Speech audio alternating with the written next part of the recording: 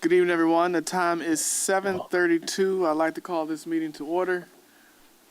Mayor Pro Tem Ferguson, could you do the invocation, please? Good evening, everyone. Father God, we just come before you this evening, thankful for your love and for your protection. We acknowledge that you are sovereign, and we invite your presence into this meeting. We ask that you grace us with your wisdom and your guidance. Help us, Father, to make the right decisions and to align with your will. And Father, we ask that you will bless the citizens of Glenarden, our employees, all who are affiliated with the city of Glenarden, our families. In Jesus' name we pray. Amen and amen. Amen. Madam Clerk, could you do the roll call, please? Councilwoman Cross. Here. Councilman Harrison. Here. Councilman Herring. Here. Councilwoman Jones. Here. Councilman Williams. Councilman Williams. Mayor Pro Tem Ferguson. Here. Mayor Curtis. Here. We have a quorum. Thank you. Is there a motion to adopt the agenda? So moved by Councilman Williams. Is there a second? Second. Second. Is there any discussion? Any opposition? All right, hearing none, by unanimous consent, the agenda is hereby adopted. First item on the agenda is the adoption of the April minutes. Is there a motion to adopt these minutes into the record? So move. Is there a second? Second. Any discussion? Any opposition?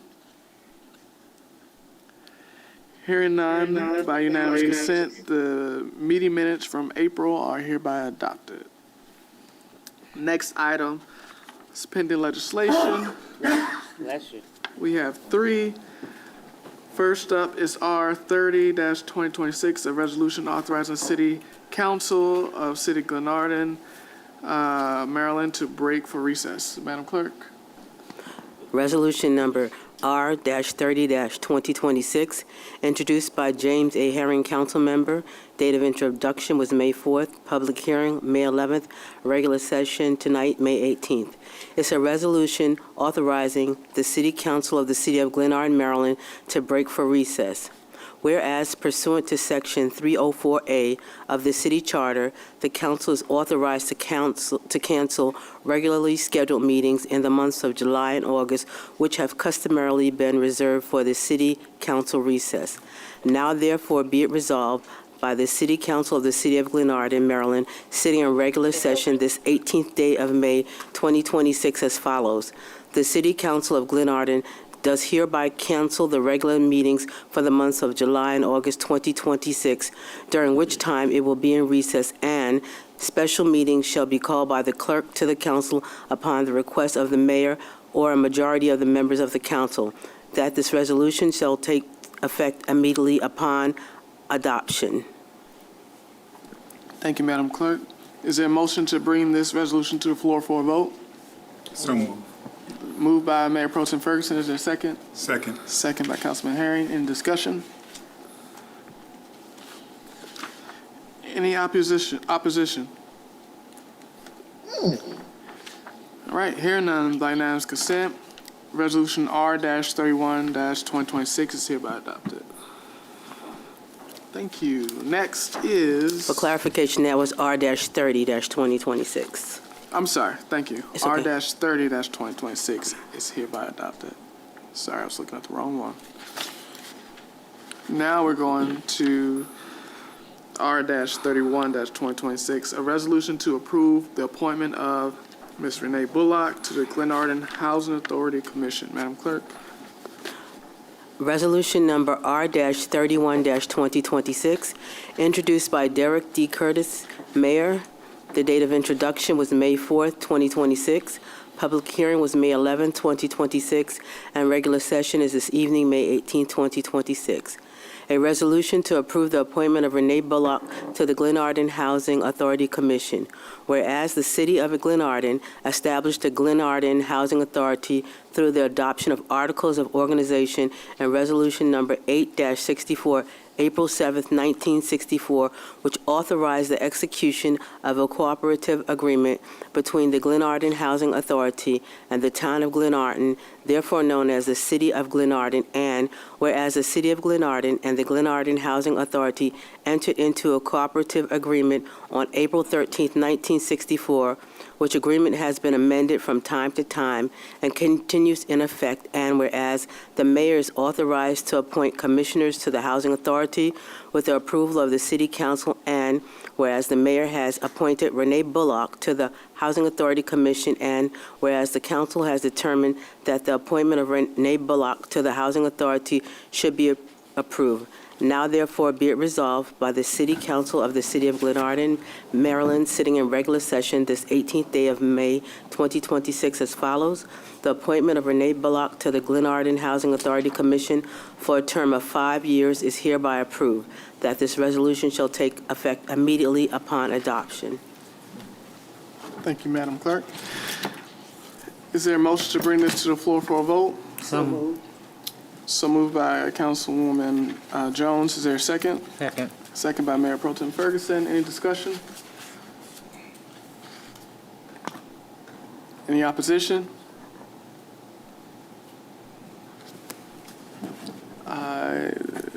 Councilwoman Cross.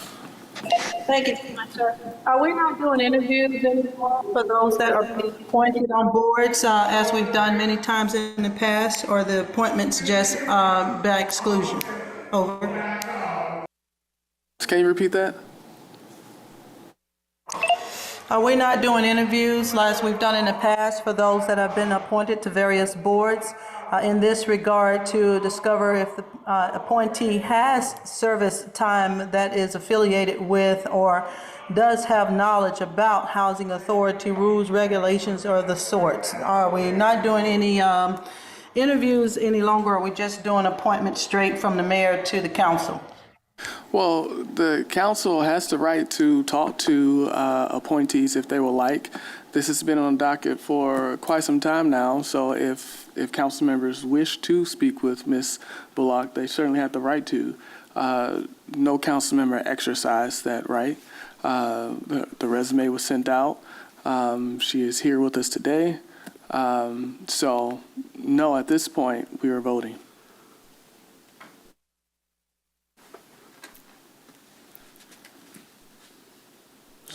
All right, so with that, I'll just go to a voice vote. Councilwoman Cross? Yes. Councilman Harrison? Yes. Councilman Herring? Yes. Councilwoman Jones? Yes. Councilman Williams? Yes. Mayor Pro Tem Ferguson? Yes. Mayor Derek Curtis? Yes. We have a quorum. She passed. Oh, sorry. I'm sorry, I didn't realize she passed. Councilwoman Cross? Yes. Okay. Thank you. Thank you. All right, next, final legislation is R-32-2026, a resolution authorizing the City of Glenarden to establish an automated enforcement recovery program. Madam Clerk. Resolution R-32-2026, introduced by Derek D. Curtis, Mayor, co-sponsors the administration. Date of introduction was May 4, 2026. Public hearing, May 11, 2026. Regular session, May 18, 2026. A resolution authorizing the City of Glenarden to establish an automated enforcement recovery program. Whereas the City of Glenarden utilizes automated traffic enforcement systems to promote traffic safety, encourage driver compliance, and protect residents, pedestrians, and motorists, and whereas the city has identified a substantial backlog of unpaid automated enforcement citation debt estimated to exceed $4.5 million, and whereas the city desires to create a structured, legally compliant, and operationally sound recovery program to address long outstanding unpaid citation balances, and whereas the proposed program would establish a coordinated enforcement and recovery framework that may include citation review, ombudsman oversight, Tier 1 collections, Tier 2 recovery actions, vendor-supported administrative services, and lawful enforcement tools. And whereas the city recognizes that ordinary payment notices and traditional collection methods may be insufficient to address chronic non-payment, older debts, out-of-state violators, commercial vehicles, fleet vehicles, and repeat offenders, and whereas the proposed program is intended to improve the integrity, fairness, accountability, and enforceability of the city's automated enforcement program, and whereas the draft automated speed enforcement unit policy will provide operational controls, documentation standards, vendor oversight, compliance procedures, evidence security, audit requirements, and public communication standards, and whereas the proposed agreement with the Traffic Safety Group will provide support for citation review, citizen inquiry, resolution, recovery coordination, and administrative program services, subject to legal, procurement, and council review, and whereas the City Council finds that establishing a comprehensive unpaid debt, improving traffic safety, compliance, reducing administrative burdens on sworn police personnel, and strengthening police confidence in the city's enforcement progress. Now therefore be it resolved by the City Council of the City of Glenarden, Maryland, that the City Council hereby supports the establishment of an automated enforcement recovery program for the purpose of improving collection, compliance, oversight, and enforcement related to unpaid automated traffic enforcement citations. Be it further resolved that the City Council authorizes the mayor, city manager, chief of police, city attorney, and appropriate city staff to review, develop, and implement the necessary program documents, policies, agreements, procedures, and operational controls required for the program. Be it further resolved that prior to full implementation, the city shall conduct appropriate legal, procurement, financial, and operational reviews to ensure that the program complies with applicable federal, state, county, and municipal laws and regulations. Be it therefore resolved that the city may pursue ordinance amendments, code revisions, administrative procedures, vendor agreements, collection agreements, and formal role designations necessary to support Tier 1 collections, Tier 2 recovery actions, functions, administrative review, and lawful, enforcement measures. Be it further resolved that any enforcement actions, including but not limited to flagging, collection referrals, booting, towing, impoundment, or coordination with the Maryland Central Collection Unit shall be conducted only as authorized by the law and city policy. Be it further resolved that the program shall be administered in a manner that promotes fairness, due process, transparency, accurate record keeping, audit readiness, and public accountability. Be it finally resolved that this resolution shall take effect upon its adoption. Thank you. Is there a motion to bring this resolution to the floor for a vote? So moved. So moved. Is there a second? Second. Any discussion? Yes. Councilman Hare? Here's a couple of things. I should have caught this earlier. Sorry about that. I should have caught it at the work session. The first thing is I'm looking at this resolution, and it's actually doing two things. It's establishing a program, and it's also approving a contract with the traffic safety group. This is a separate agreement that really should have its own resolution. That's the first thing. I'm not sure why it's attached, why this is all attached as a group, because we're establishing a program, and then in the same instance, we're also we're approving a vendor to do this, and I think it should be two separate agreements. I may agree with the program, I might not agree with the vendor to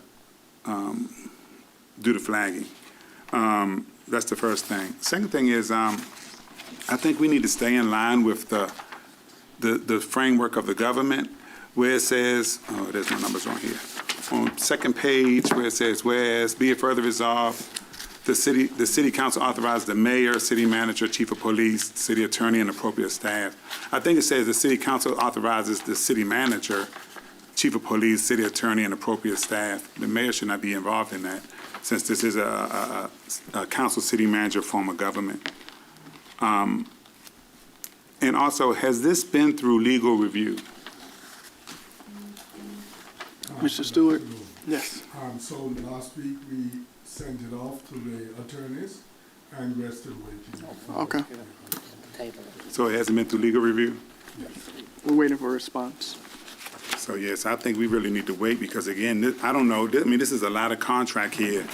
And I don't know, last time we did a contract with this same person, it had us paying him out a whole year's worth of fees if we cancel the contract. So I'm not sure what this one has because I'm not a lawyer, but we need to make sure this is basically go through legal sufficiency because this is a contract that, you know, we have to be beholden to. Yeah, those are my concerns. Thank you. Mayor, Yes, sir. I move that we table this. I thought anything came here before this body would be already vetted by the attorney. I guess now I have to ask that question on everything. So I move that we just table it till at least we get legal review. Okay, I second it. Is there any discussion? Councilwoman Cross? Yes, my discussion is equally the same. As this has not gone through legal review, and also I also do have a significant issue with a contract and something at $4.5 million in recovery, which means we need to not only be good stewards, oversight, if you will, of the persons who will be required to pay, and also when it pertains to any financials of this level of magnitude, the city council should not be excluded. So while I can appreciate the small group that you were trying to build, what I find here would not be an acceptable term, I would say, according to not only the charter, but even under the city council, city manager form of government. Yes, the city manager is good for administrative purposes, but when it comes down to collection, that is a councilmatic purpose. Thank you. Yes, sir, Councilman. And I just want to follow up on what Councilwoman Cross said, because this is a contract. I don't think it went through the RFP process either. We're basically giving us a sole source contract. I don't think RFP went out for this service, has it?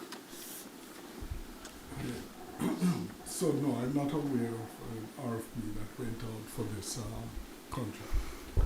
You have to check with, check with former city managers' records. Yes.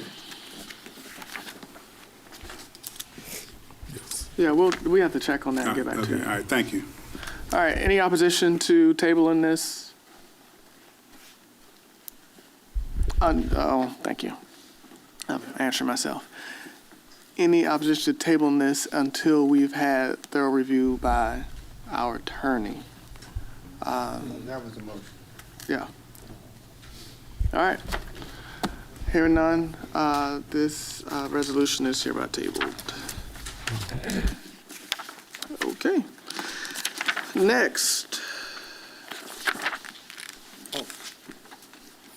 Yes. Yeah, of course. So, Mayor Pro Tem Ferguson.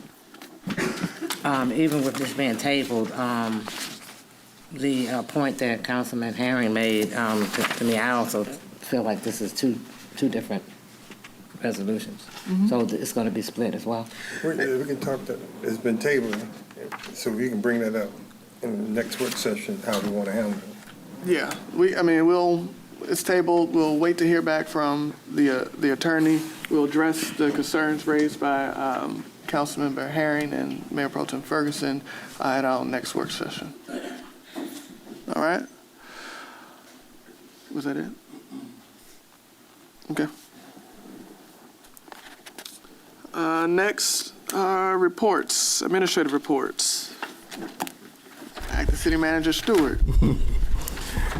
So good afternoon, everyone. Good afternoon. Oh, good evening. As you have the reports from the city manager, if you have any questions, I will, answer those. What I cannot answer today, I will get back to you during the course of the week. However, I just wanted to bring to your attention that for the position of chief of police, that is going through its review process with the state, And we actually got, between myself and Ms. Schultz, got an answer from the state.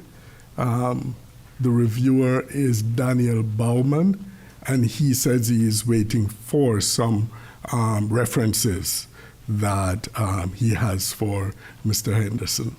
So that we think should be resolved by next week. I don't want to give a date or a time, but he's on it. Yes. All right, thank you, sir. Thank you. Oh, I do have a question, right quick. And I called you earlier today about WSSC. Were we able to get in touch with them? Yes, so I contacted WSSC this evening. I didn't get a response, but I sent to at least 3 people, the WSSC representative and the contractor for the work that is being done, to let them know that we are not happy with what happened over the weekend, Right. and we are not expecting it to happen going further. And so I'm just waiting for their response. I know they got it because I set up the response read. Right, okay, So all we're right. on Point that. of order. What's I'd like to know What's the point of order? What the problem is. So this weekend, WSSC worked until 2:30 in the morning Oh, wow. on Tyler, digging and jackhammering in the streets. They blocked people's driveways. People couldn't park in front of their houses, so people had to park up in Polk Court, I think it was, or Tyler Court. And, you know, they're out there now. Was it an emergency that they? No, they're doing the regular pipe work. Just working. Yeah, the pipe work. And they told people that they would work between, 9 to 5? 8 to 5? 8 to 4. 8 to 4. And 5 if emergency. Yeah, they said if they have to Yes. go for an hour or two, they would go over, but they been out there, they were out there till 2:30 in the morning, jackhammering and digging. Okay. So we do have a liaison between the government and WSSC, Mr. Johnson. Oh, the liaison we have is, it's Walter Aveda, I think it is. So he and I has been in communication, but the contractor themselves has a Sonia that I am working with as well. So I contacted them both today to let them know about our disagreement of what happened over the weekend. So tomorrow, I guess I'll hear from them and I'll let you know. Do they have adequate lighting? I think they had adequate lighting, because the ring camera that I got the picture of was Yeah. perfectly clear. It was clear. You know, so yeah. And what's the remedy for something like that? Can you call the authorities or? Well, you're supposed to be able to get in touch with our liaison, like Councilwoman Jones was saying. If we get in touch with our liaison, they're supposed to handle that. They're not supposed to be working that far into the morning. They're probably behind schedule and trying to keep up with their contract. So they're working, but they're not supposed to work till 2:30 in the morning. Yeah, no. Okay. Okay. Thank you. Are you- Thank you. Is that I'm it? done. That's it, yeah, thanks. All right, any other comments on the city manager's report? I think it was later than that. Any comments on the public works report? No. Okay.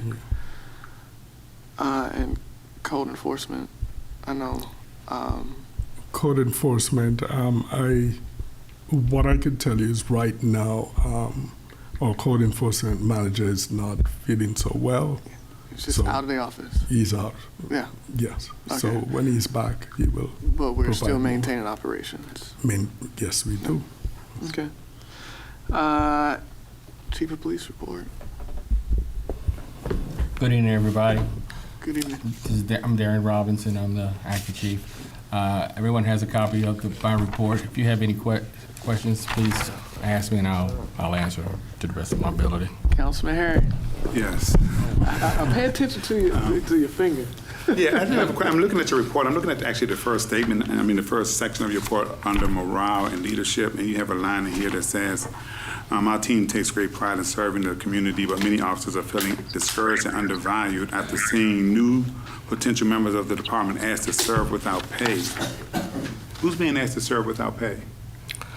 One of our officers made that comment to me, and that was rectified because they worked a part-time, not a part-time. They worked for Sea Pleasant one day for their parade or whatever, and I didn't authorize it. That's why they didn't get paid.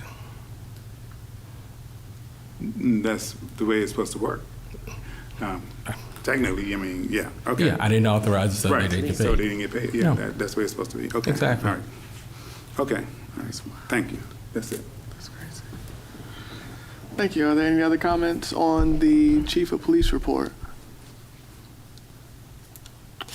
All right, moving on to the treasurer report.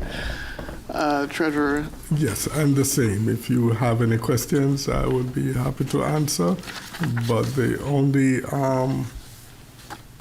update I could give you is that we are currently working on recovery of our receivables, receivable as it relates to the personal property tax. We have a lot of personal property tax outstanding going back to even 2015, and we are now pushing to get those recovered. And we have, recovered, I think, maybe 20,000 for the last 3 weeks of our new process. So we are going back and looking at all account balances that are receivable and contacting those customers to let them know that we are in collection mode, and they have been paying up. what's the total owed? So we are looking at approximately 600,000, but we are reviewing those amounts, making sure that they are accurate before we move forward to recovery. 600,000. So how does that happen? How do we miss that? So over the years, I don't think there was a lot of collections going on with regard to personal property tax. We have been billing and receiving the current balances, and now we pushing to go into those years, way back in 2015, 2016, to see if we could recover those, and it is working so far. Mayor, Yes, Councilman Rand. can we go back 10 years? Yes, we can. You talked to the attorney about that? I will discuss it with him. Because I thought it was a maximum. Could it be 7 years? I thought it was a maximum of 7. 7 but you can years. Go back, but you may want to check with the attorney and see if you can actually legally go back that far. Because I know when we were trying to collect for the apartments, I think we could only go back so far. And I think that you may want to check with code, check with Mr. Green, because I know he was, we were trying to collect with the apartments, and they said you can only go back a certain number of years, Yes. on those. So. We will make the request and see what will happen, but I will go through and speak with the attorney about it. All right. All right? Thank you. Yes. Right, thank you. I do have another question for the treasurer. Those budget books that in the council's office, those 2 notebooks, did we only get 2 notebooks? Or did everybody get one? We have You got ours. one? Yeah, everyone else. So I just haven't been up here to get mine. Yes. Okay, that's what it is. All right, thanks. Okay. Okay, Councilwoman Jones.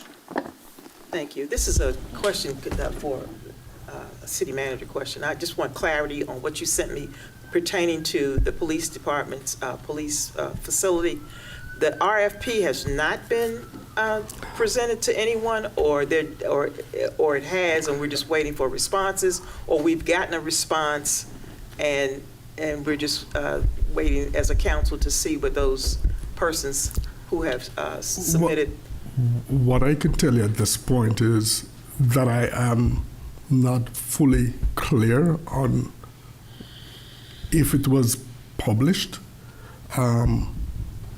I don't remember if it went on the website, but I've been asking both the executive assistant and the media manager to find out if we have posted these RFPs, and because I'm not seeing any responses as it relates to the police department. So I am pushing to get those out, so at least we could start get responses on. Because I was under But the I've not impression seen from Mr. Wood that we had, they had gotten all of the things they had during the tabulations, and we were going to receive that information as a council to determine what contractors or persons that would be Interested. suited for what we were trying to do. So I will be going through, one of the things that happened when he left, we did not have access to his computer. We had his files, but they're not open. They're not opening to certain events that we would like to review. But I've gotten access to it on Friday. I think it was like around 3 o'clock Friday. So I'm going through them to see what we could recover. He's also available. You can give him a call. Yes, I have, and there are days when it's tough getting through to him. I understand. I'm not saying he's going to pick up every time. Right, Yeah, I right. know he's busy in his next Yes, position. he is. But, Yes, so I'll follow up and, continue to give you more information as they come about. Thank you.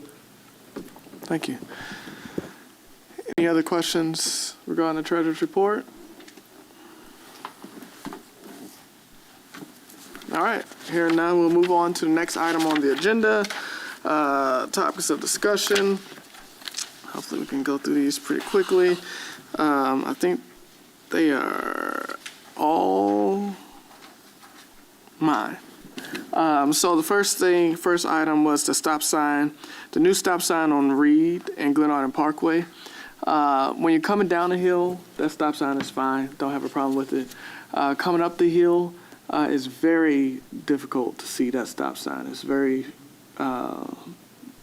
short, and there's is it a crepe myrtle? Myrtle tree that you cannot see it until you're really on the stop sign. I knew the stop sign was going to be there. I ran the stop sign. And so we have to come up with a remedy to that, because the whole purpose was to slow down traffic. I think that has had a tremendous success. I do see traffic backing up during rush hour, but it has slowed people down. So I know that cutting the crepe myrtle was a touchy subject in the past, but we have to do something. The thing that I saw today coming here was not only can I not see it, but we also may want to address painting the curb, because there was a car parked literally on the corner. So the stop sign is low, that's one. The crepe myrtle is there, but if you beat the crepe myrtle, if that car is on the side, because the stop sign is low, you still can't see the stop sign. So, I don't know if that stop sign can be raised high enough over the crepe myrtle. And so I am recommending that last one before the stop sign be removed. The crepe myrtle. I mean, the problem that we had before with You got to use. the problem that we had before with the crepe myrtle, it wasn't necessarily that it was cut back or trimmed. It was hacked. It's just a matter of how they pruned it or whatever. It was just literally machete. So I don't know whether we can look at that and see. Maybe we can talk to Code Officer Jones, who is a tree expert. Yeah, I'm Opposed to just removing the tree. You're saying remove the tree. remove the tree. Yeah. So, Councilman Harry? doesn't it flash? You cannot see it you can't see it. I see. If you can't see the flashes, you either on your phone or you doing something you ain't got no business, because it flashes constantly. Point of order. One, no one can hear you in the crowd audience. So to your point, the flashing during the day, no, you can't. I can't see it during the day. I'm maybe just. I'm not, okay. I can't Maybe see 'cause it I through wear the day, glasses. through the bush. I can only see it when I'm right there, and at that point, I'm already going 25 miles per hour. So I'm not zooming, but I'm driving through the stop sign. Look, Let me give you a word. It's fainter in the daytime. it's fainter in the daytime. At nighttime, possibly, but even at nighttime, it's challenging. I have no problem If you don't, seeing that sign. if you don't know what it is, you see maybe something, maybe part of it flashing, but you don't know what it is. I think it's ugly altogether, so. Me too. It's ugly, it's terrible to be right there, like, that's just my opinion. It's terrible. They look like brake lights. Yeah. Put a speed bump on that joint or something. So, any opposition to moving that last? There's still like 7 of them on that I block. don't care how many it is. $400,000. Honestly, it's $400,000. I'll say it's $400,000 in trees that we spent. We're gonna move a crepe myrtle, but Okay. So raise it up. I don't know if you can raise it up that high. That's a 10-foot there. That's a I 10-foot wanted right to there. bring it up an additional 5 feet for both. I was gonna have them extend to another 5 feet. That would be abnormal, wouldn't it? Another 5 feet? Yeah, between 3 to 5. Those are actually lower than most, aren't they? They are. Those are lower than most stop signs. So I don't know why they even did a 10-foot. I think most stop signs will run you about anywhere from 15 feet, I think, because they're pretty tall. Oh, okay, so what happened is, I think they put around 4 feet in the ground, or so. So 6 it feet. should have been 3 feet in the ground. That would give us an addition, 10 feet, 7 feet above, Yeah, that's what the problem is. yes. Okay. In an effort to save the crepe myrtle, can we first try to raise the stop sign? And yes, that's the plan, is to move it Okay. up. But when is that plan? Because people run that stop sign daily. We ordered the poles already, so they should be coming soon. So I'm looking at maybe another 3 days. But can't you like go out there and kind of test it out with? I don't know. Yeah. But okay, all right.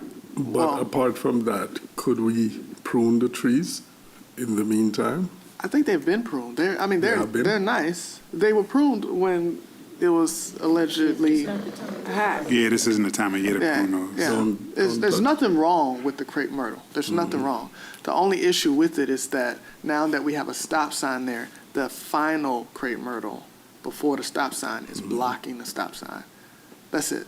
So We'll raise it. let's try to raise it to see if that fixes the issue. That fixes the issue. So, all right. So we'll raise it. Second point. I know everyone received the email by Lieutenant Richardson as it relates to the state of the police department. We did not talk about it at our last meeting, but wanted to give the platform for discussion now. If people want to speak on it, if people don't want to speak on it, that's fine as well. But I did not want that email to necessarily go unaddressed. If there's additional time that's needed, I understand, but just wanted to acknowledge that we did, in fact, receive it. So with that, are there any, Acting Chief Robinson? Just wanted to let you know that Lieutenant Richardson is on, and if you have any questions as it relates to that, he'll be able to answer them. Okay. Lieutenant Richardson, is there any additional comments related to the email that you sent?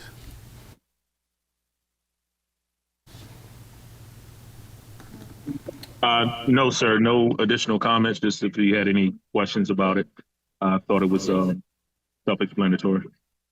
Thank you. Are there any comments from council? I have a comment. Councilwoman Jones? Thank you, Mayor Curtis. I found that to be an interesting email.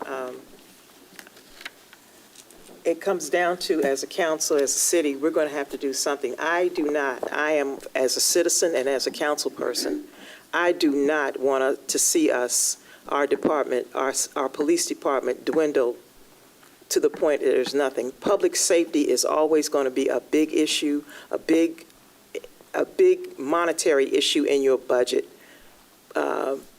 Yes, Glenarden doesn't have as many issues as other municipalities or other places in the county has. We don't have everyday deaths. We don't have everyday issues, but we do have a big enough area that citizens need the protection with the things going on in the world today. The shopping center that is part of Glenarden needs the protection, and we need the police to protect that. I believe that just like I saw in the letter that was sent to me by the state concerning some of the things that was passed this year, concerning Seat Pleasant receiving to be able to get onto the state's retirement. Maybe that's something that we need to look into as a council in order to be able to retain. I'm sure we really do need to look at salaries in order to retain the police officers that we have. I don't believe that thought that people come to the city and work and then they leave and go play other places. There are people that have worked for municipalities for many years and have great benefits. And I believe that because we need public safety in the city of Glenarden, and I think it's been tried once before, that the city of Glenarden went to the county and said, okay, we're going to let the county monitor and police our city. And whatever happened, the citizens at that time did not want that either, and they reestablished our police department. And I believe that we need to look as a council, or are we just going to let it fall? Or are we going to sit here and make the hard decisions that we need to make in order to maintain and retain our police department? Thank you, Council. Thank you. Councilman Williams? One of the things that when we met with the police officers and I said at that time that we will mix apples with apples and oranges with oranges. You can't compare this city to Bowie salary or Greenbelt salary because the budgets are nowhere near the same. But we could do Seat Pleasant. And coming back with the information, said that we'll look at this year making comparable for Seat Pleasant. I believe the money's already there. We have the money through the stop sign and speed camera revenue to address the issue. The problem is, which the chief and I and the city council has been dealing with, trying to get the vendor to make it plausible for them to be able to attach the fine to the MVA to their tags. Once that happens, we'll get, what kind of money was $275,000 out that we owe? So far. So, yeah, that's the answer right there. We don't have the mechanisms in place to collect our money yet. That's why the chief brought another option to us for another vendor to go out and get that money that's already collecting money for municipalities. So hopefully we'll bring that up in the work session and address that. So this council person is committed to dealing with that, Lieutenant Richardson, and I think the money's already been identified to deal with that. I've been working for the last 4 or 5 months, and I chastised the vendor when we had a Zoom, and we still don't have it right. Am I correct? That's, what, 3 months ago. He still hasn't done it. That's why I asked the chief to look at other vendors to do it. So I think that will be addressed, and I think it can be addressed in this budget cycle. Thank you, Mr. Mayor. Thank you. Are there any other comments? Well, I say I will agree with Councilwoman Jones and Councilman Williams and the need to address the issues that was raised in the email. there's a national shortage, a national issue. It's not just a Glenarden issue. Across the nation, there's a retention issue across the board because there's a shortage of police officers. It's the laws of supply and demand. If a bigger city like Bowie can pay their officers $90,000, well, they'll beat out $60,000. But I think it is imperative that we do compare apples to apples and oranges to oranges to make sure that we're staying competitive with cities that are our size, to make sure that we can retain our policing staff, and therefore keep up with public safety. I do want to commend the Glenarden Police Department. Every year we are somewhere in the top 5 of the safest cities in Maryland. You guys are typically on it, and just really appreciate that. I know you guys you have your challenges like every other department does, but I think it's it goes kind of unnoticed when you're safe.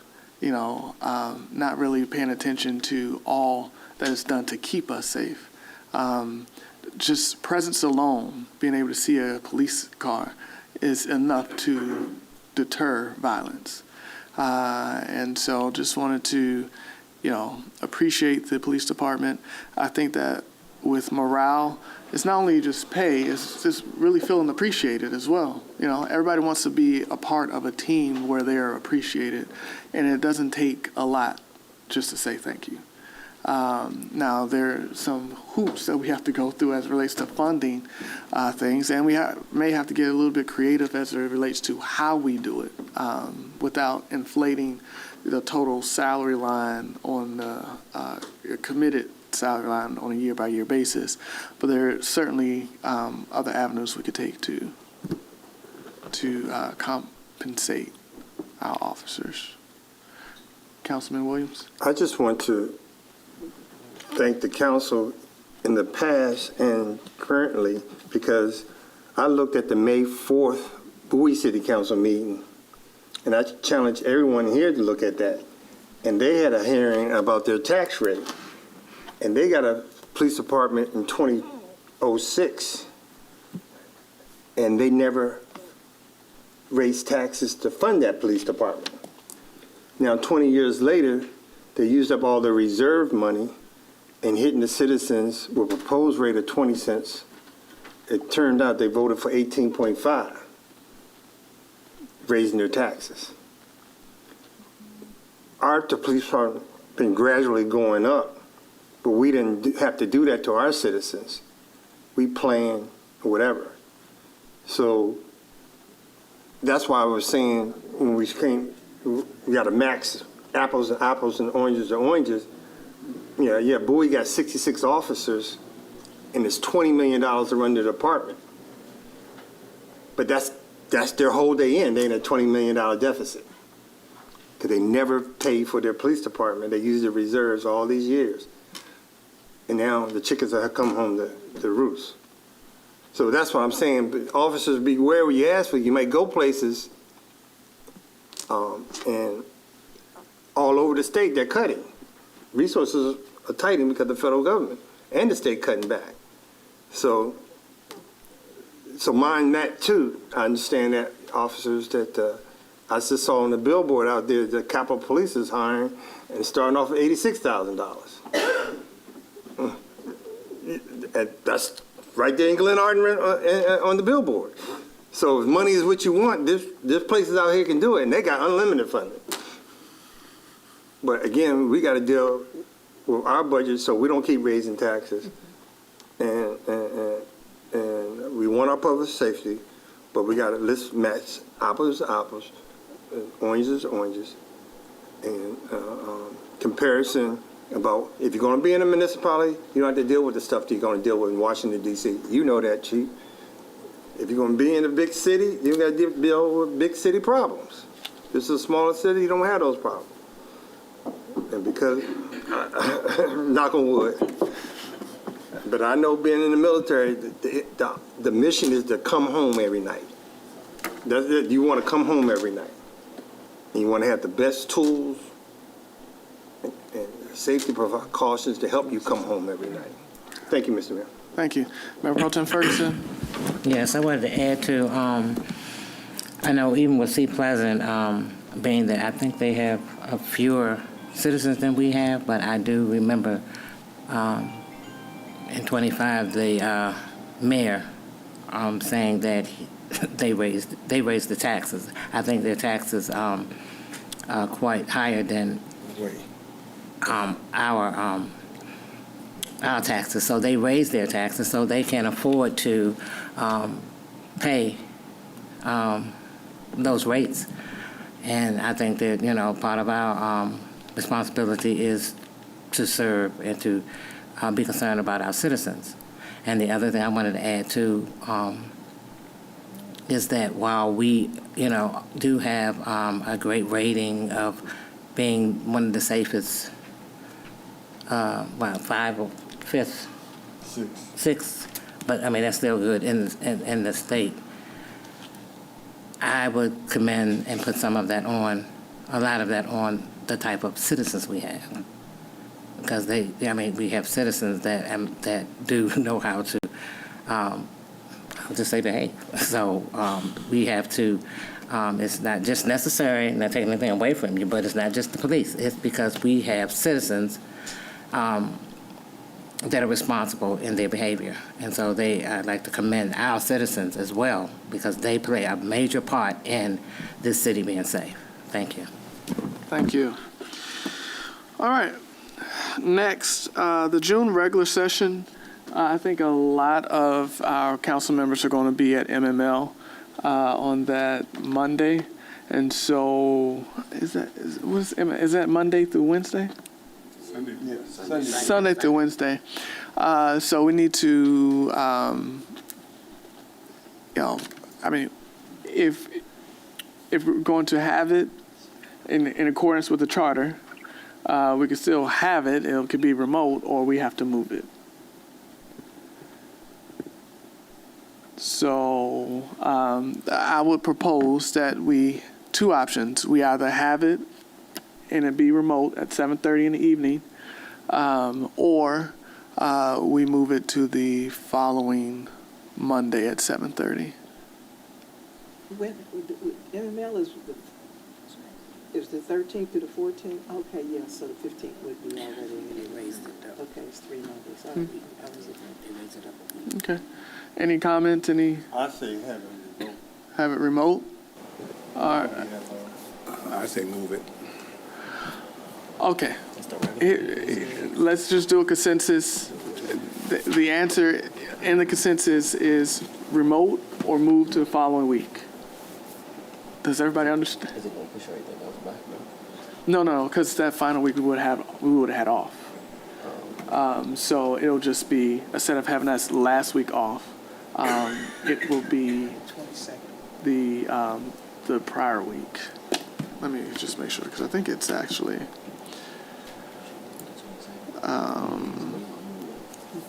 Yeah, thank you, Councilwoman Jones. So yeah, instead of the 15th, it'll be the 22nd.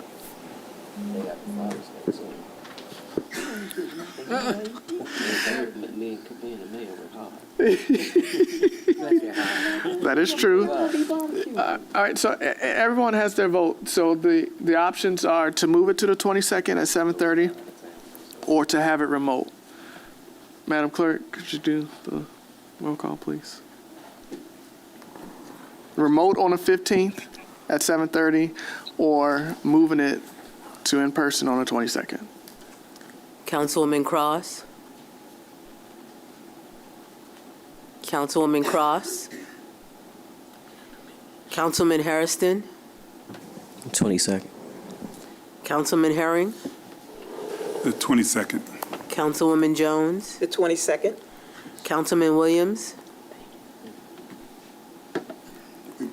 Councilman Williams? 15. Mayor Pro Tem Ferguson? 22nd. Mayor Curtis? I can do remote, but yeah, I'll do remote. On which date? On the 15th. It's fine. The consensus is to have it on the 22nd. Yes. All right, so the regular session in June is now moved to the 22nd at 7:30. And we'll make sure that we advertise that on the website, please, so that people will know. And even on the 15th, make sure we have a note on the door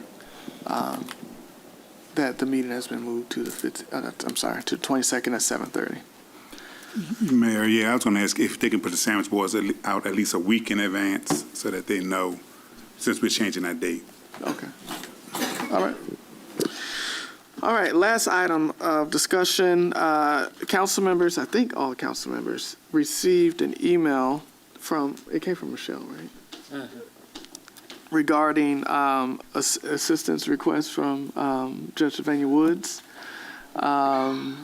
And we have subsequently received invoices, even though we have not made a decision on whether we would or would not fund or at how much we would support.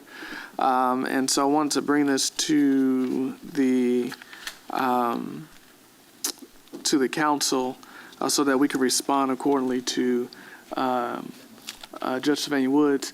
I know that in the beginning of the year, the council did decide to support Judge Sylvania Woods. I think it was their back to school event where we didn't give funds, but we did go to Costco and purchase like 300 hot dogs and buns and chips and things like that. So wanted to put it to the council on whether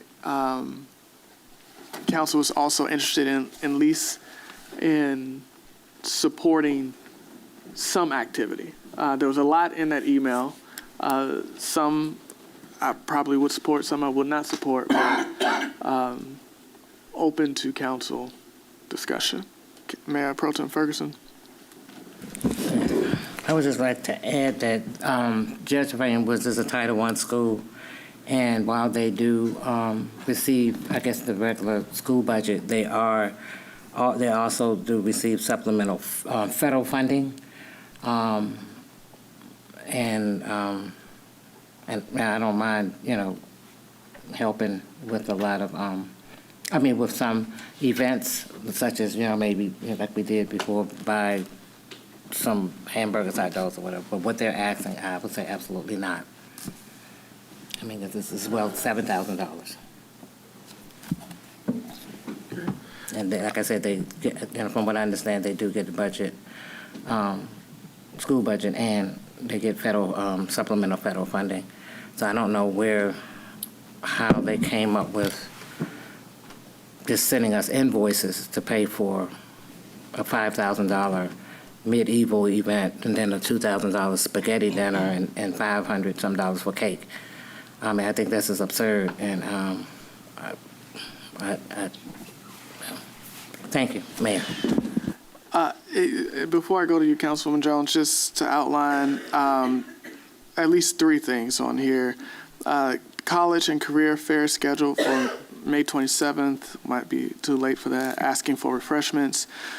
Fifth grade end of the year celebration. Asking support for refreshments. This might be an older one. Yeah, this is the older one. I have to pull up the newer one. Councilwoman Jones. Thank you. I think with the a couple of the events that they're asking for, the one that's $5,000 and the one that's $2,000, that's something that we need to discuss if we want to put in a budget or not. Mm-hmm. But the one for the cake in a cup is only $500. Right. If we wanted to support that, I'm sure we have enough money in our discretionary fund to be able to support that event. But the other two events, I think we need to discuss it and put it in our budget if that's something that the council wants to do. Thank you. Thank you.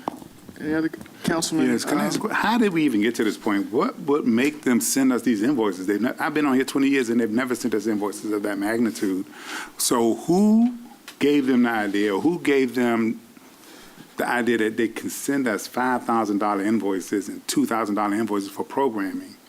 when, as Mayor Pro Tem Ferguson said, you know, the school system has a $2.9-3 billion budget. And I'm just trying to figure out how we got to here, because I don't know who gave them that. Yeah, what made them think that they could send us these invoices and we were just going to pay for them, or that they can even request that kind of money from us? Because I know they haven't been up here to speak to us at all, you know. So I'm trying to figure out what bug was in their ear. I don't know what bug was in the ear. What I read out was the original email that was sent to us. I went there for the oratorical competition. I was a judge. And so I did speak with them because what they requested in their original email was pretty vague. They asked for support for those three things. It was the career day, it was the 5th grade promotion ceremony, and I think it was the parent thing. I can pull it back up. And so what I asked of them at that time, after they had already sent that email, I said, well, the email was vague. Be specific in what you're asking for so that the council can make a decision on whether, you know, we will want to support it. In the same way that they were specific in asking for help with the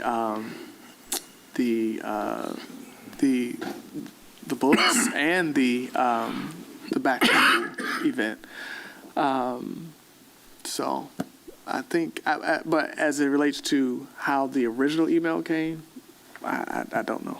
Yeah, I guess my issue is that they're sending us invoices. It's one thing to do an ask. You send an email asking, hey, can y'all support? And then let's make a decision. But it's like y'all done booked this for 121 people at medieval times for an event for $5,000, you know. I'm like, well, why? And then you're sending us the invoice, say, here you go, and more invoices to come?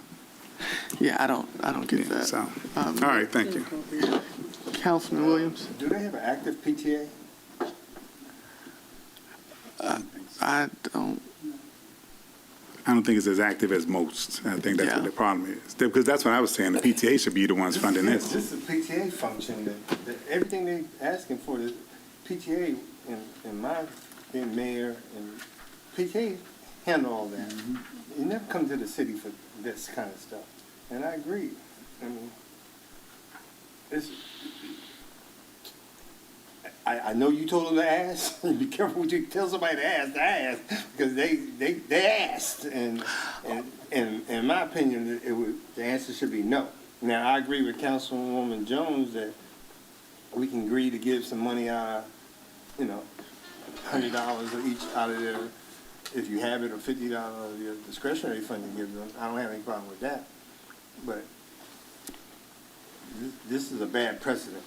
Sending invoices to events that we had no input on, and asking us, that's a bad precedent. So I would say, I move that we say no to everything, and then say that but we will donate whatever we're going to get out of The discretionary fund. discretionary fund per council member if they wish to that.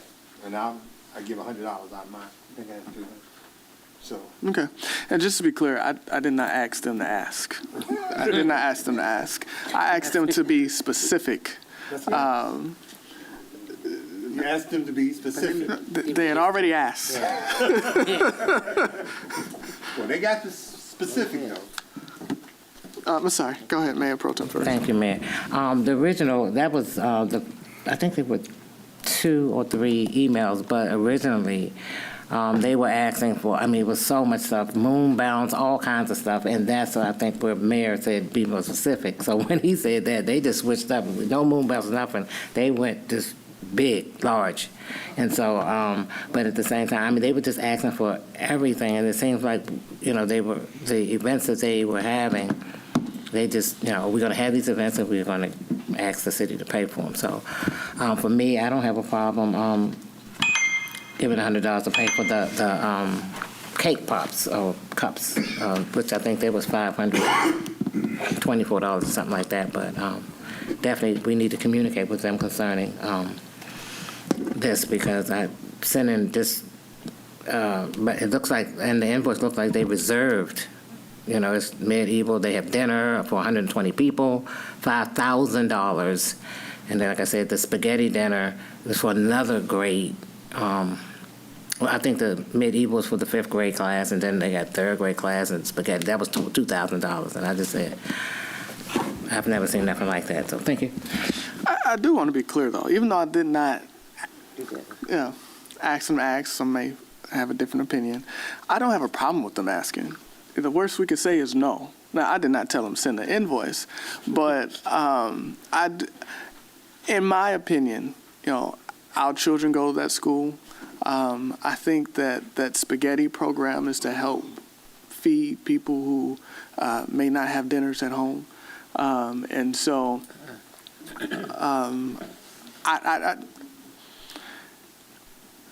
I don't have a problem with someone asking because I can always say no. And just like these invoices, some of them are outrageous. I agree. And someone's emergency is not necessarily my emergency. We did not ask for them to send an invoice. So if they booked something thinking that they were going to get something, then that's an internal decision that they will have to rectify. But like I said, though I didn't ask for them to ask, I don't mind them asking because, And so I'll just say that I do plan to present something in the next budget that council can agree with or not agree to be able to, we help the Boys and Girls Club. I think we give them $2,500 a year. And so something like that for the schools that are in our city. And not saying that we would give it, but putting funds aside just in case the council during the year decided that they want to participate. I think that would be a good move on our part. So,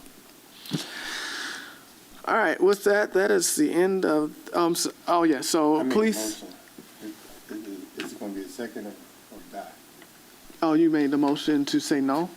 Yes, but give money out of discretion at our will to them. All right, motion by Councilman Williams to say no, but to individual council members can contribute their discretionary funds. I think it was seconded by Mayor Pro Tem Ferguson. Any discussion? Any opposition? Oh, I'm sorry, I didn't see that hand. Councilwoman Cross? Yes, on this discussion, we've been able to support Judge Lavania Woods over the last pretty much 5 years leading up to this year without having to ask the city for really much of any funding. This is an interesting precedence because we do have organizations and we do have personnel that are in the community that service that support. And we do have our various food banks and different things that are in this time willing to support because they know a lot of schools are closing out their school year. So have we asked, or has Judge Lavania Woods asked? And it's very interesting. This is quite a bit of money, and whether there was a instruction for them to send a bill to the city or not, Glenarden Woods Elementary School is not equally being provided the same. And I would imagine that as a councilmatic team, as well as good stewards of all of our Glenarden students, that we should also offer the same equal opportunity to Glenarden Woods Elementary School if we've offered that to Judge Lavania Woods in all fairness. So that would be my only concern here is that, the city does have some discretionary funds. And as this is the closeout of the fiscal year, I'm willing to give my discretionary funds equally to both schools that are on the grounds of Glenarden. But I really want us to be careful and good stewards of our financials. Even though it seems lucrative, it really is something that we need to get a handle on. Thank you. Thank you. I'll point out that Glenarden Woods has a very active PTA. But also that council clerk did reply with the email. I thought it was a great email of other resources that can be tapped. And so, council clerk, if you can email that to the entire council, that'll be great. And then with the response, we can send them those resources in addition to whatever council members want to contribute with their discretionary funds. Okay. All right. Let's. I know Yes. we're getting ready to vote on this, the motion that was on the floor, right? Oh, Were we gonna? we did. It was. Oh, I'm sorry. Shit, you're right. Because I went to Councilwoman. Yeah, I just want to be sure. So the money that we taking from our discretionary fund is going to what? It'll just be a donation to Judge Sylvania Woods. I think you need to for pick a program, and if we're going to fund one of those programs that they have, The cupcakes. whatever that catering Or if thing they're is. going to do something for fifth graders, like they said, the hot dogs and hamburgers again, I would, we could do that. That way we'll know that it's being. Fifth graders is the $5,000 one. Oh. No, that's for everybody, isn't it? No, that's the fifth grade. That's the fifth grade That's the fifth class. grade. Even medieval times is fifth grade class. Oh. What happened to permission slip and parent you gotta send to? Yeah, I wouldn't support that. I mean, that's a wild eggs, I think. No, I'm just wondering, we all give money out of discretion, we send them $700. To the cake pop event. That was okay. 500 and I think. So that's to pay the invoice for the cake thing. Yeah, that's fine. Cake Whatever pop. Okay. Agree, split it, whatever. Okay, that's fine. All right, so the motion is to say no, but to make a donation from discretionary fund, which was added specifically to the cake pops. All right, is there any opposition to that? Hear none. Don't want a voice vote. Voice vote. Okay. Council Clerk. Councilwoman Cross? One second. One second. There's one more item. So of question, so are we saying yes that we are the donator too, or you just want to know if somebody is open to do that? Because it was $500, right, you said? So you just need 5 council members to put up $100, right? Or whatever they Or want. whatever they prefer. It could be under 500. It could So be. am I voting to say that I'm doing that, even if I'm not, or I'm just saying that I'm cool with saying no? Because it's the option, right? Like, we got the option. Like, if I want to donate, I can do that if I want to. Yeah, you can say no. Your yes doesn't mean that you will also contribute. I was just being sure because, I ain't want y'all to divvy me out and I ain't say, yeah, it's my money. Yeah, you know what I mean? So I was just being sure about that because that wasn't too clear. Yes, That makes yeah, sense. correct. All right. Your I'm with yes is just a yes that we're going to say no, and given the option for if council members want to donate $25, $50, $100, whatever they would like Cool. towards it, or not. Cool. Madam Clerk. Councilwoman Cross? I will go last with Judge Sylvania Woods and Glenarden Woods Elementary School. Yes.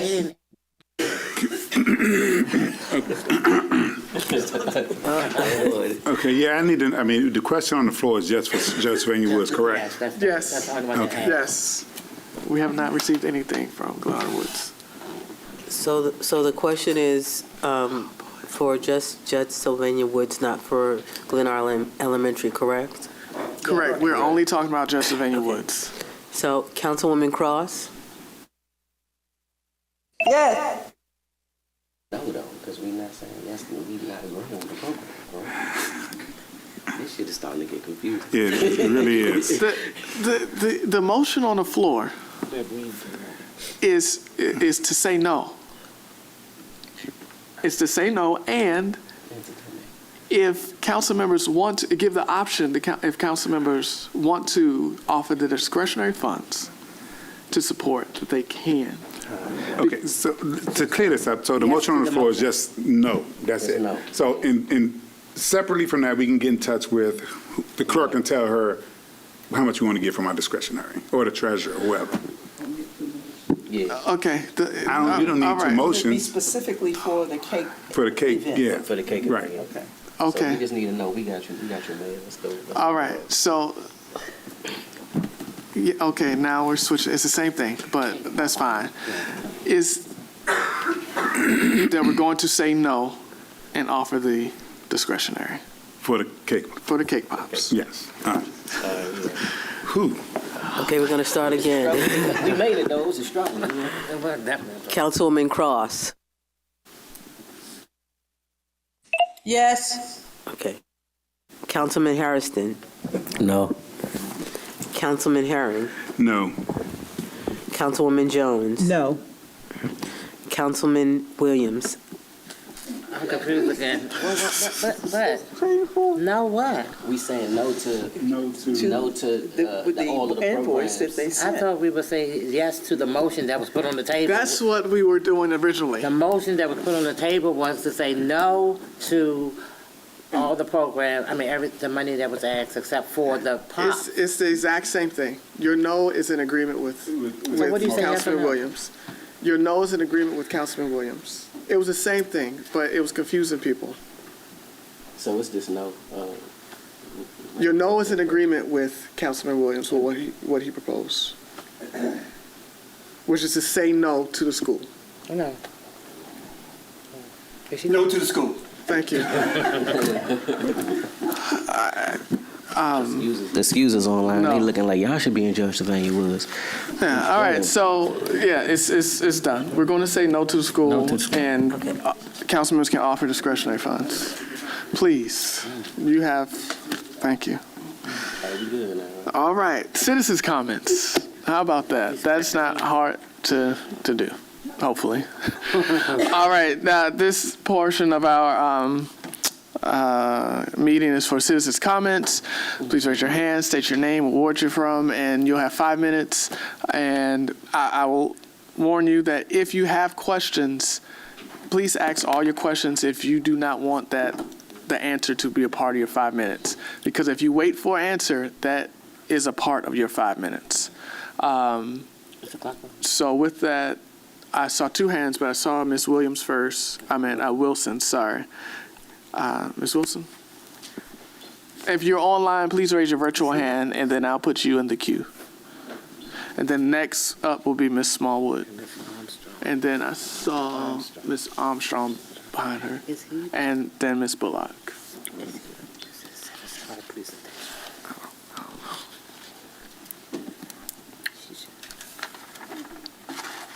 Now it's on. Good evening, everyone. Good evening. First,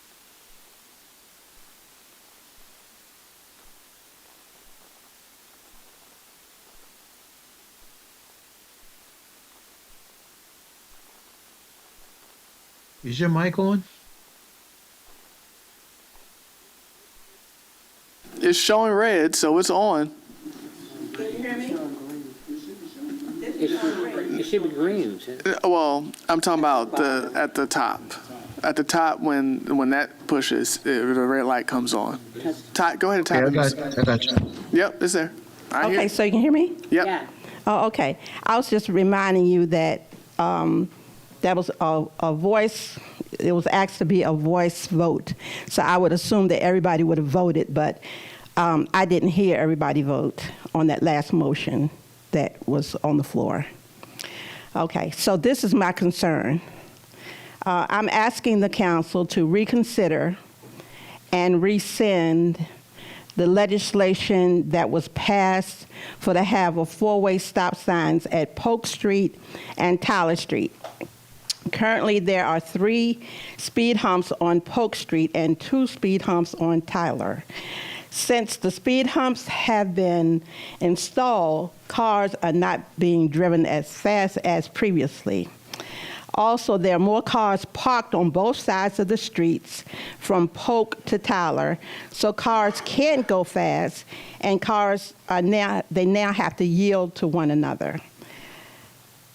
I think having speed humps and a 4-way stop sign installed at Polk and Tyler Street, I think that is overkill. It's just too much.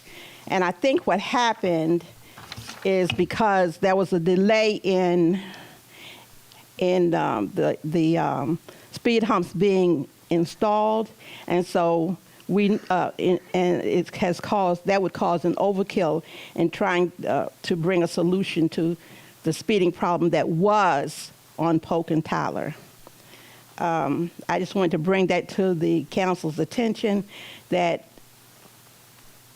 speed humps and four-way stop signs is just too much. Also, you all talked about the new flashing stop signs on Glenarden Parkway. The flashing stop sign is way too short. It's much shorter than the regular stop sign. So I appreciate you all discussing that tonight, and for you all to bring a solution to that, because this could potentially cause a problem. And we don't want anybody to have an accident there or anything. So maybe you could come up with another solution. If you're going to, I know there was legislation passed to put humps there as well, humps and a four-way stop sign. Overkill. So, but yeah, that short stop sign is a problem. And I also want to say that we appreciate the work that WSSC is doing to replace the old equipment. However, it is most uncomfortable to the residents who live on Tyler Street. And I just want to thank Councilman Herring for addressing our concerns to WSSC and to the acting city manager.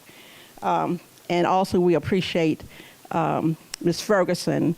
My husband called and spoke with you, and Councilman Herring. And from what he told me, the work did not stop at 2:30. He sent evidence to show that they were working at 2:30, but the work did not stop until 6:30 a.m., and they left at 7:30 a.m.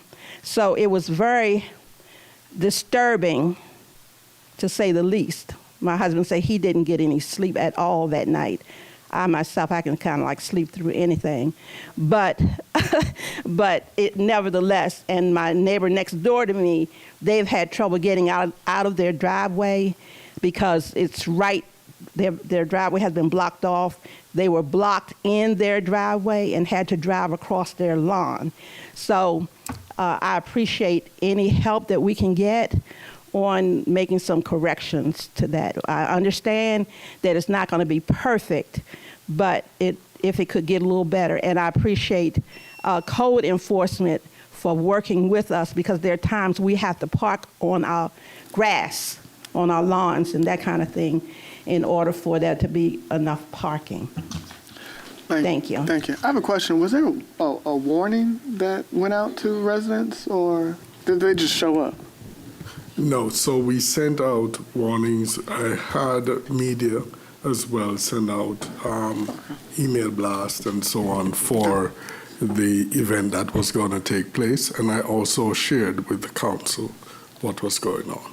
All right. Yes. Thank you, Ms. Wilson. If I could say, it's, yes, warnings went out, information went out, even cones were put along the sidewalk.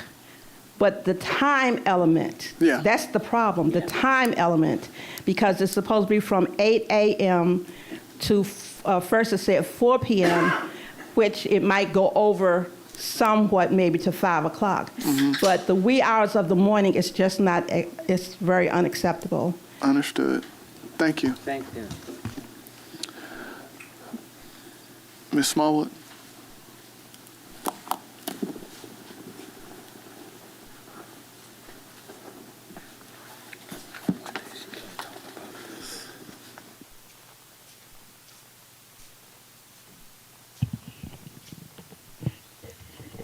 Good evening.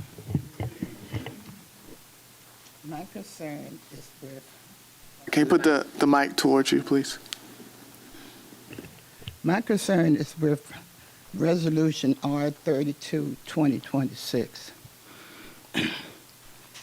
My first problem with this resolution, can a mayor bring a resolution to the floor? Can the mayor introduce a resolution? Since when? Then I and anybody else did not elect the mayor. we elected a council member. So he need to bring legislation to the floor as a council, not as a mayor. My second part of this resolution that I'm having a problem with, I don't have a problem with y'all going to get people who's not. Please speak in a mic. I don't have a problem with people who has not paid their ticket. I don't have a problem with you going after those people who has not paid their ticket. But when are y'all going to pay or reimburse the citizens who got tickets before the traffic lighting came in effect because it was done illegally? I was told if I submit my council check, I would get reimbursed for my $40. My council check has been up here for about 6 months, and I still don't have my money. In order for y'all to do this, y'all need to correct step one. If you're going to pay the people money back, give them their money back. Then go after the people who has not paid their ticket. They got the ticket legally. Leave the people who got the ticket alone illegally and give them their money back like y'all said y'all would.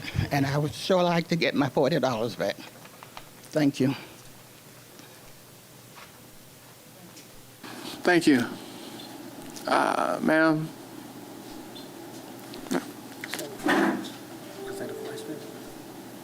No.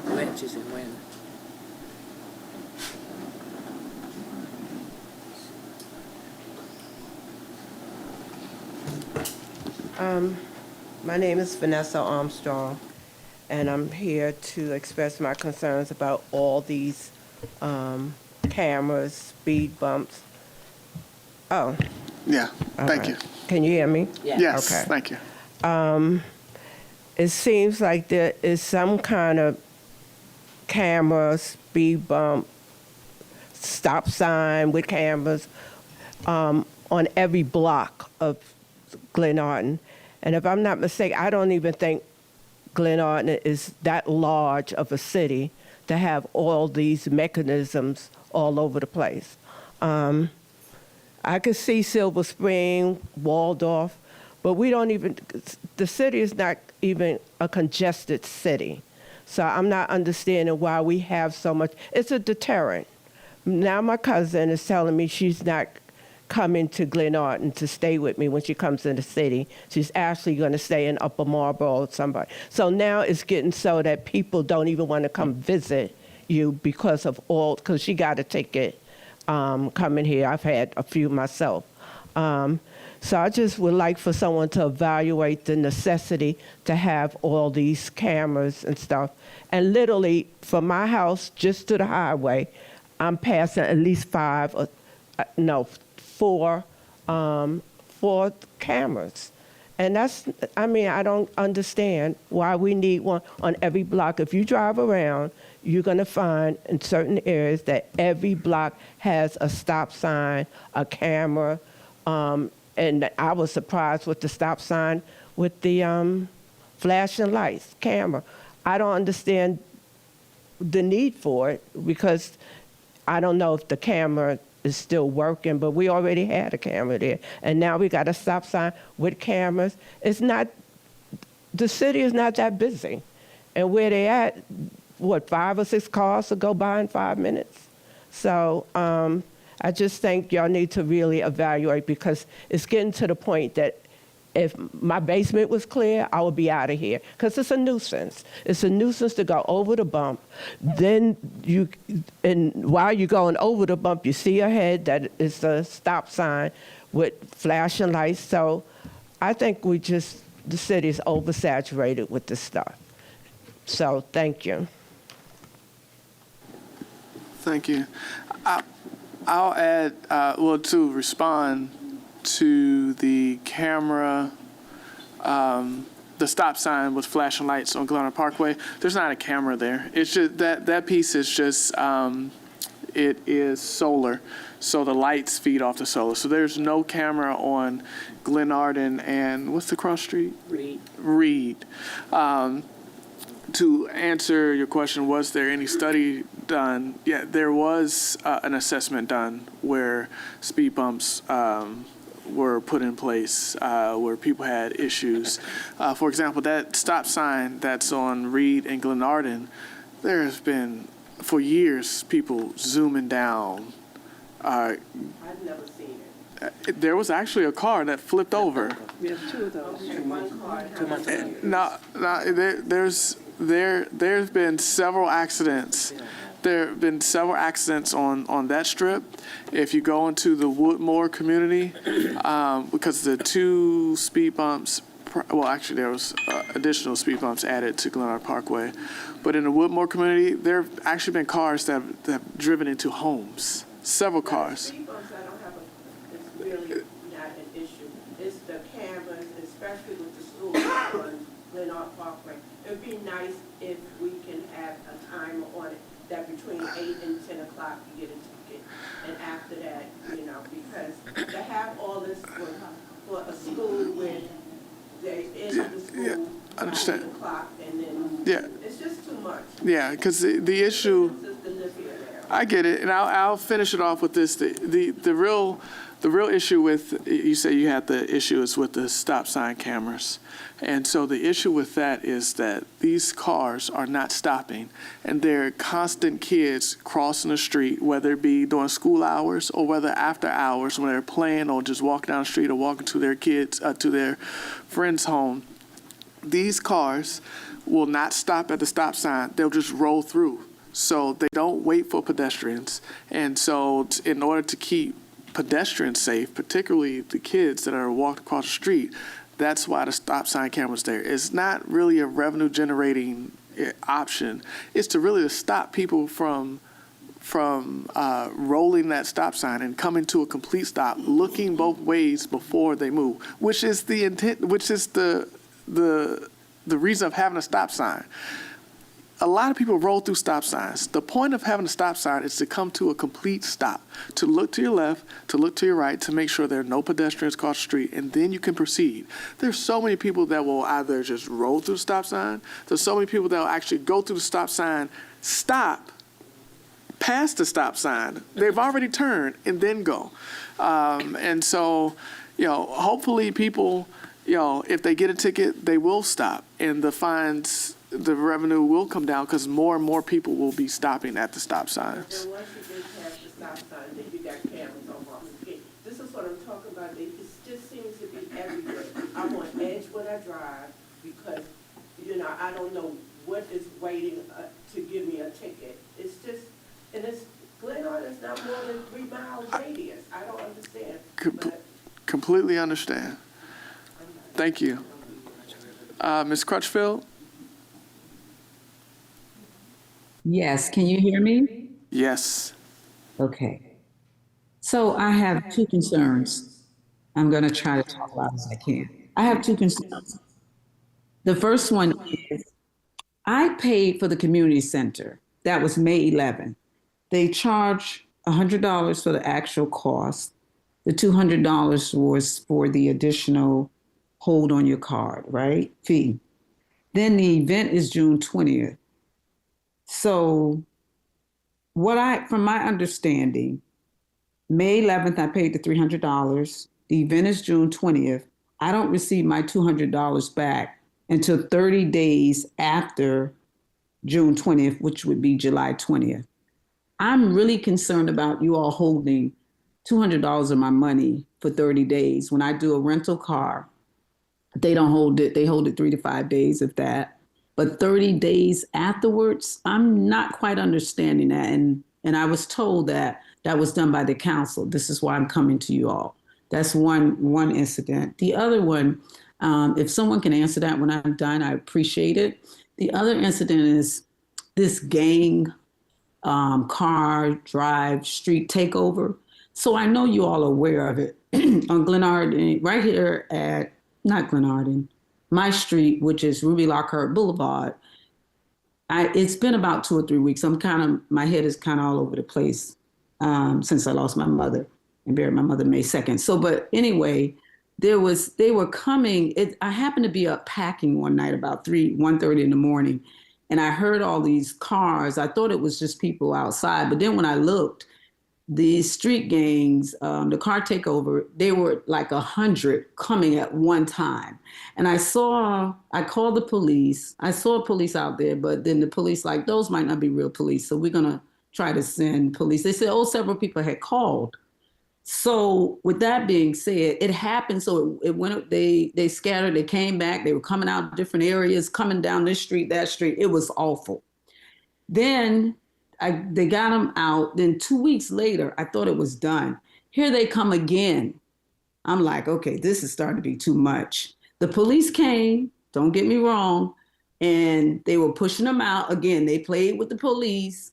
I don't know what we're going to do and how we're going to do it, but I haven't been in the town since in about 3 weeks, so I'm kind of lost. I'm just getting myself back acclimated. I don't know if something has been done, but it happened like a Friday or a Saturday night, and it's awful. Now, I agree with the lady just spoke about all the cameras and the humps and the bumps. I agree. But when it comes to the racing up this street, Ruby Lockhart, it's awful. Something needs to be done. I'm sure you all aware, I'm sure the police is aware of this. I'm done. If someone can answer the first thing about the community, the cost, they're holding my money for 30 days, I'd appreciate that. And what are we going to do about these street takeovers and these street takeover organized cars? And they hanging out the cars. It was so dangerous. I was concerned at one point. They're literally hanging out the cars. It was awful. Thank you for listening.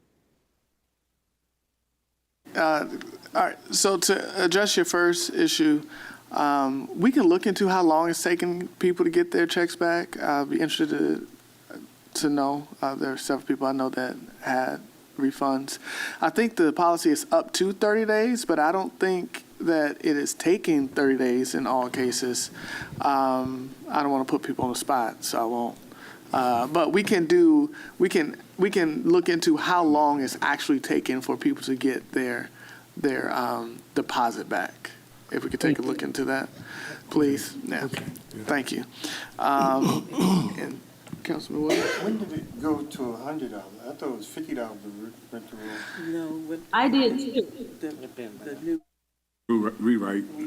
Yeah. And it's not rent. The $100 is just for the cleaning fee, but it went up from 50 to 100. When? That's right. When did it go up?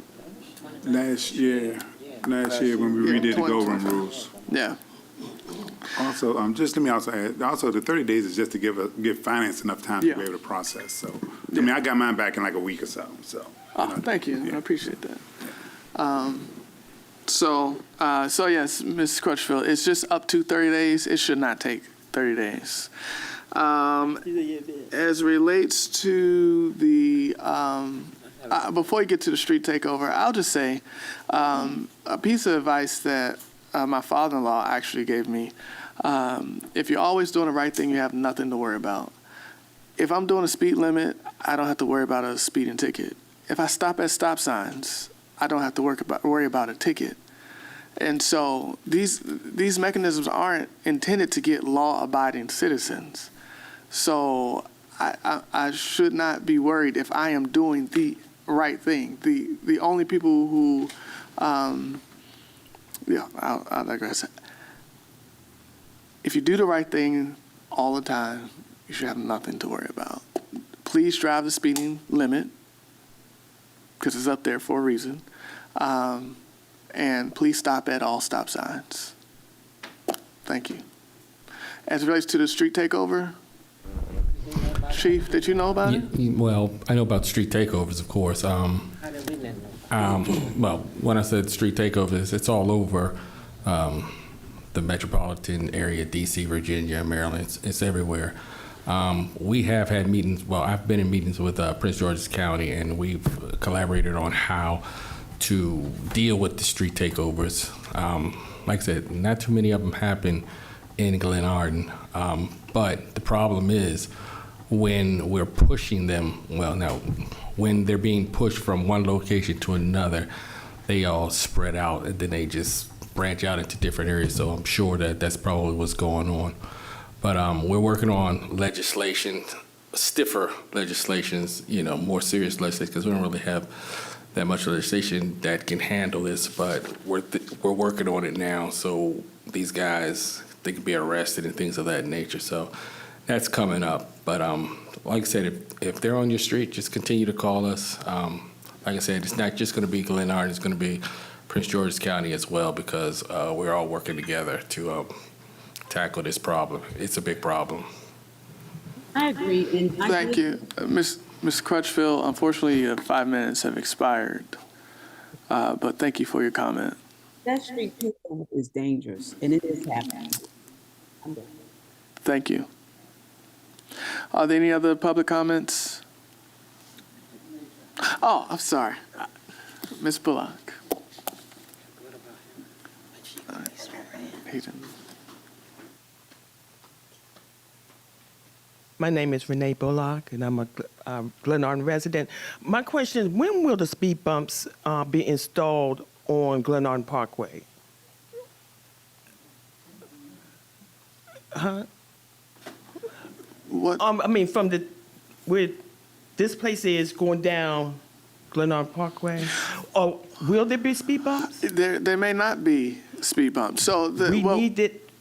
Seriously, we need it. What was proposed was we have initially said, okay, well, let's look at speed humps. So we have that option. And then another option was brought up about having stop signs, because when the issue of speed humps came up,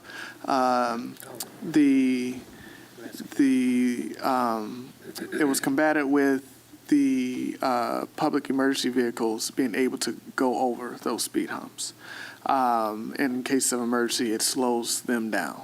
And so what we did was say, okay, well, we can have a stop sign, because clearly those emergency vehicles, if they needed to, they run through red lights, they can run through a stop sign. So the effort was to put the stop signs there, even albeit they are short stop signs, but having that as an effective measure for that, and then building from there if necessary. Okay, where the town hall is and across, like you're going to the rec center, could there be a stop sign there? Because these cars coming from off of Martin Luther King, coming around, zoom, they speeding. So if someone was to cross, they're gone, because you cannot see what's coming from off Martin Luther King round the town hall and going down the hill. I mean, it's... Yeah, what's that? That would... Off of Martin Luther King, you're going around. Yeah, I got it. That is very dangerous. It's so many times that somebody was trying to cross, seeing if something was coming or almost got caught or hit because the car zoomed on down. Now, there are other options, because I mean, in my opinion, I think a stop sign there would be dangerous backing up to Martin Luther King. There have been so many accidents at that intersection.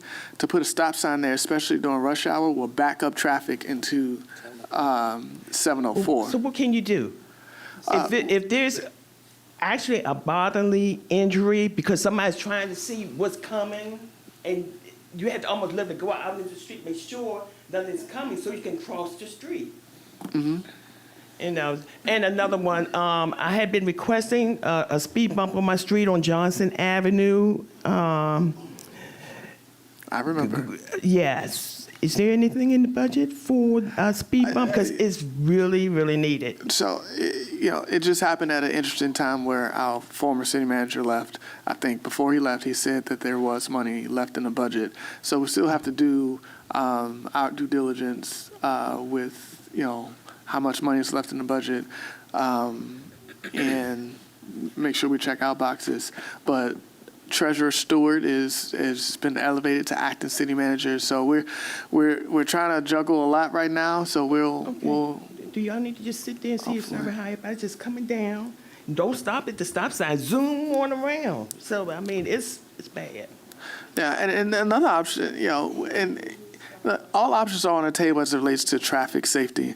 You know, another option is just maybe we have a police presence at that intersection, see who's speeding and pulling people over. They've done stings like that before, pulling people over. But we do need a speed bump, because I got hit almost 3 times backing out my driveway because of someone just speeding down the hill. It's a steep hill. Okay. So we do need a speed bump. Okay. Thank you. Thank you. When it starts snowing, they try to ice that street down with that work coming down the slope like that. But a speed bump on the street, that's gonna be something to consider. That's hill steep as hell. So if you speed bump on that hill, and then you got a snowplow trying to get out the speed bump, go down the speed bump. I don't know. We can ask.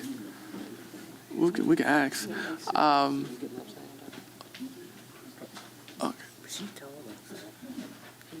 Okay, so we have one at the podium, and then I see Miss B. Wilson online, so we'll go to B. Wilson after the gentleman at the podium. Good evening to everyone. I want to thank Ms. Robinson for having me out to this meeting. My name is LeBaron Person, and I am an artist that lives in Capitol Heights. My reason for being here is to just promote art. I think bringing art to the community will enhance the community as far as camaraderie and build some culture and just give these kids something positive to view. I want to also greet the mayor and his council. Thank you for having me as well. I just typed up a speech that I just want to go ahead and read just to kind of express the reason why I think art should be more part of the community. Artwork usually tells a story, whether it's our own personal testimony or something that occurred in someone's life. The story is the thing that inspires people. It gets their attention and draws them in. Murals are artwork on a large scale that are always very conspicuous, and it can make a person who may not even have interest in art take an interest in art. I myself, I love painting murals. I have several of them in my home, and I have been involved with doing one on the outside.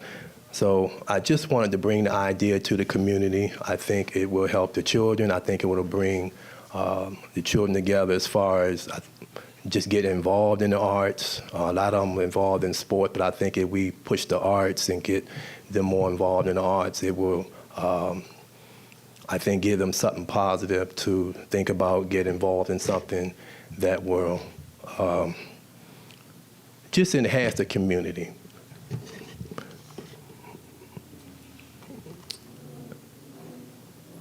Okay, murals are artwork that are created on a large scale and are very conspicuous. And as I said before, those who stop and look, they take, while people are viewing the artwork, in their minds, they can dream. I think murals are artwork that people can look at and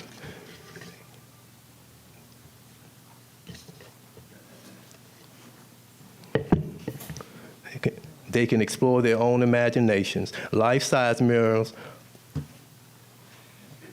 open up artistic vibes and soulfulness and accentuates the culture of the community. Art can encourage artists who may not even have an interest, who may not even think that their gift is worth exercising, but if they see more in the community, they can appreciate it and be grateful for. More importantly, it gives them a voice. Most of all, an artist, myself, I believe that art can bring the community together, and we can bring the community together, then we can bring the city together. Once we get the city unified, then we can bring the state together. Once we bring the state together and get them unified, then we can bring harmony to the country. Once we bring harmony and unification to the country, then we can unite the whole world with hope, vision, and the beauty of art. So that's my reason for being here, is to just speak on enhancing the arts of the community. I know a lot of the kids are interested in dance, acting, but as an artist, I think just, painting murals in different areas of the city will bring beauty, it'll bring culture, it'll bring a sense of the community coming together and just having something positive to do, something positive to admire, and just getting involved in the arts as a whole, I think would be good for the youth, especially the youth. I want more involvement with the adults, but I really want to push this for the youth. I think it's something that will really get them off the street, give them something positive to do, stop fighting one another, and just have something to talk about that's positive and that can keep their minds moving in a direction that will cause them to grow, will cause them to expand.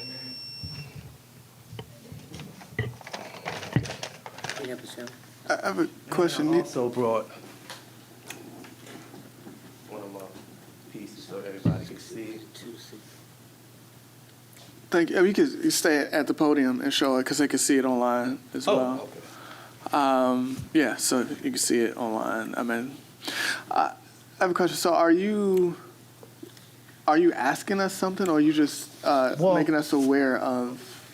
What I'm actually asking is that if anywhere in the community, whether it's the rec center, whether it's this building, that may be looking for an artist, preferably a muralist, because that's what I'm really looking to do, a mural. I just want to do something positive for the community. I really want to, it's actually going to help me as far as an artist to, people that can know who I am as an artist living here in the community, and just doing something positive. I really want to get the kids involved. I really want to get them thinking, wow, okay, who's this guy that painted this mural? They can get to know me. I can, encourage them to, see art as something worthwhile, see art as something that is important, see art that's something that, you can do and feel good about, not just, just hanging out all the time, being on the street. So that's my reason for being here. So you want to paint a mural. Yeah. You don't want to involve the youth in helping you paint the mural. Well, I never thought about involving them to help me, but if it comes down to that, I wouldn't have a problem with it. But, my goal is to find an area, like I said, whether there's a rec center, if it's someplace in here that may need some aesthetics, enhancement, I'm just open to it. So I've been, looking around town for a while now, and I just thought about calling Glenarden. I said, well, hey, let me call Glenarden. They might have some place that they have a lot of bare walls, and they're looking for an artist to enhance the building, the community. Yeah, well, we appreciate it. Yeah, and I think Council Clerk has your contact information. Yes. Ms. Robinson, you do have it? Yes. Okay. Okay. Thank you, sir. We appreciate it. Councilwoman Cross, did you have a question? I was wondering, I didn't catch that. Okay. Is he a citizen of Glenarden? No, Capitol Heights. Okay. Do we have like a request for proposal or something out for mural support? I mean, I think the most appropriate time would have been the first meeting of the month, but I know we're heading into recess. But maybe the last time that he may get to speak. But I know that this was citizens' comments time, but I just wanted to know if there was some type of legislation or something out there that I may have missed regarding murals and art. I think a submission to the council as a whole, with a proposal appropriate would be the most appropriate way, and maybe a plan out for next budget cycle. And is there a budgetary requirement, or forgive me, I didn't catch your name, if you want to just paint and it's on your dime, what is the monetary ask? Thank you. Across, it's just a comment. There's no proposal from council. He just had a comment. He spoke on art and how it affects the community. That's it. You did not miss the council trying to pass anything. So thank you, sir. Okay. I appreciate Is there it. a monetary ask? My second question, is there a monetary ask to support this project if we go with something like this? Councilwoman Cross, we will, if we do go through something like this, it'll be a council decision. But I don't want to rehash what he just said. If you missed it, this being recorded so we could go back and look at it. Well, I have a monetary question. He didn't speak to that. I was present. He didn't speak to anything monetarily. He presented an idea, which, again, I don't know if there is a ask from the city council to support funding or any of that. So what is the ask tied to? It's just how I can do this? I asked for clarity. I think that's within my right as a councilwoman elected by the citizens of Glenarden to ask for clarity since he was given a full 5 minutes to speak. Thank you. Point of order is for Councilman Herring. Yes, the gentleman spoke on what his initiative was and what his goal was. Can we just ask him to submit a proposal and we can look it over and see what everything is and what it's all about? That'd be great if you could just submit a proposal to the council. Then we can go from there and see what's what. What act do I have to send straight to someone's email? Council clerk. Yep. Yes, call Ms. Robinson. Yeah, just send us something and then we can go from there. We can see what's what that way. And that's why I said we have your contact information. So if, yes, just send all your information to her and we should be fine. And I encourage council members to actually pay attention to the meeting so we don't have to rehash things if you're not paying attention. I was totally paying attention, but this is citizens' comment, and first point of order is if he's not a citizen of Glenarden, then he shouldn't be speaking during citizens' comments. This is not the right meeting or time for that, and I respected that he was invited. Can you please mute Councilwoman Cross? He should have been. Where is he at? Thank you. And I do also expect council members to just not blurt out. Every council member is doing a great job of acknowledging the chair, and then I call on the council members.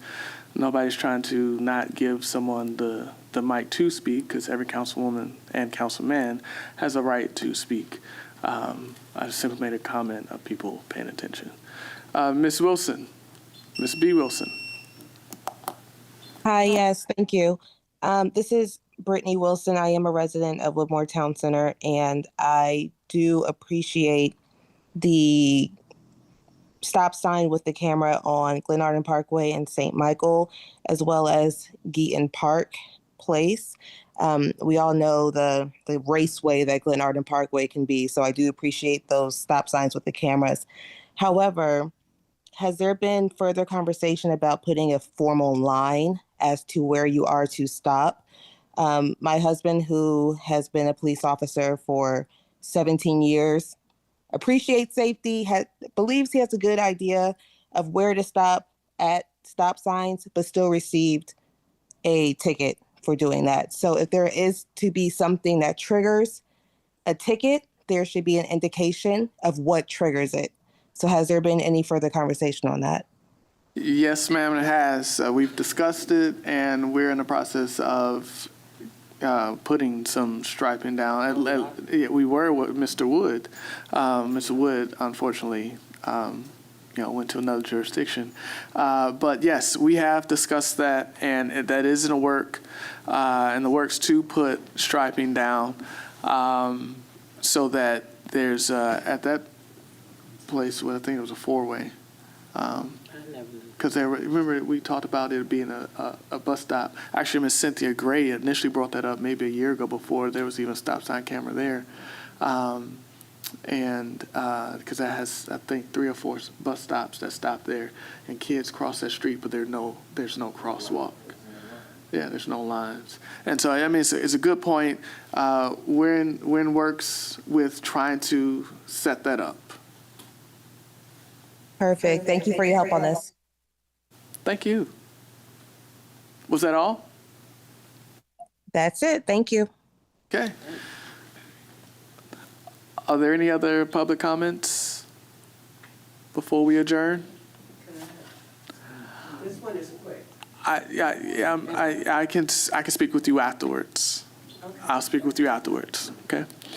Anyone online before we adjourn? All right.